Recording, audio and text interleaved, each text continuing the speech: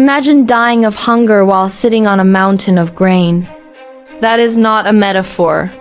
It is the justice of one of Africa's most feared spirits. He won't strike you down with lightning. He sets the trap and lets you walk into it.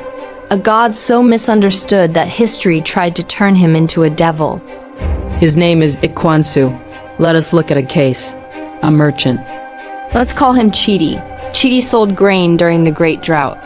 He had plenty, but he hid it. He watched people starve.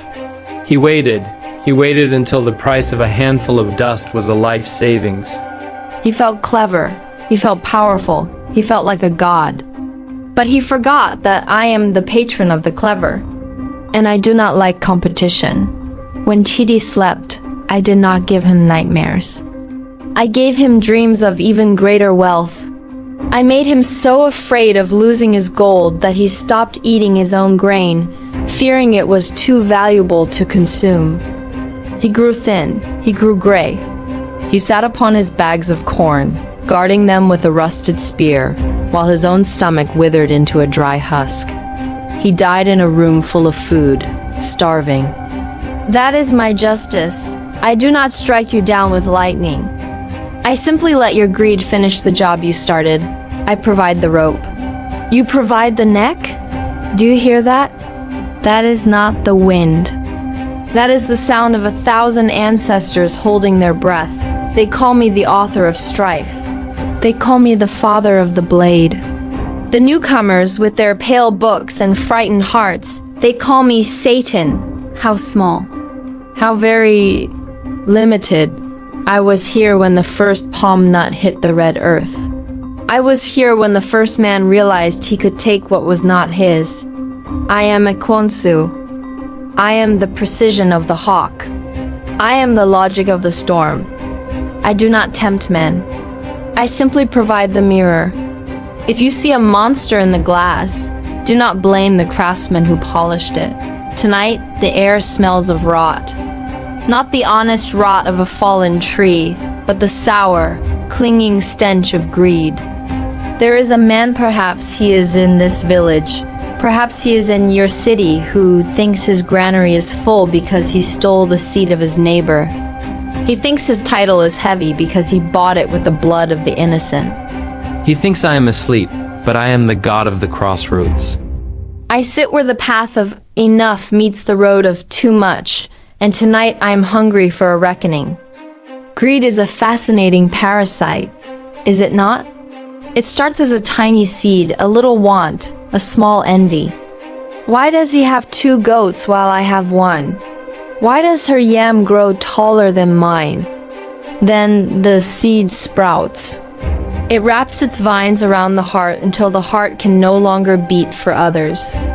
It only beats for more, more, more. I have watched empires crumble because one man wanted a mountain that didn't belong to him. I have seen brothers turn the earth red over a boundary line no wider than a finger.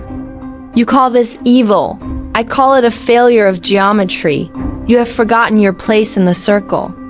When one point on the circle tries to become the center, the whole shape breaks.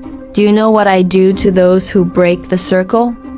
I do not give them fire and brimstone. That is too easy. That is a gift of warmth. No, I give them the cold. I give them the isolation of their own success. I let them climb their mountain of gold until they realize the air is too thin to breathe. And there is no one at the summit to catch them when they slip. They say, I am a god of war. They are right. But the greatest war is not fought with shields and spears. It is fought in the 6 inches between a man's ears. Every day is a battle. The temptation to take the shortcut. The urge to silence the truth because it is inconvenient. The greed for power that makes a leader treat his people like cattle. You think you are winning when you lie?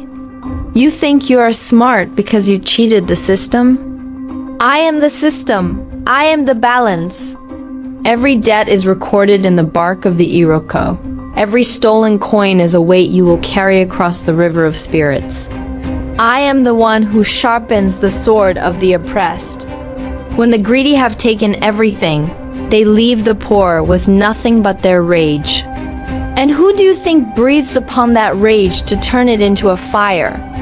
Who do you think guides the hand of the desperate man who has nothing left to lose? I do. I am the patron of the revolution.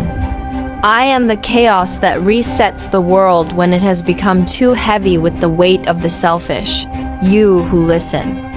Look at your hands, are they clean? Or is there the faint, sticky residue of something you took when no one was looking? Do not look at me with fear. Fear is for the weak. Look at me with clarity. I am not the enemy of man. I am the consequence of man. If you are a person of integrity, if you take only what you have earned and hold the line for your people, then I am your protector. I am the strategic mind that wins your battles. I am the shield that does not break. But if you are hollow, if you are a vessel for greed, then pray that you never meet me at the crossroads.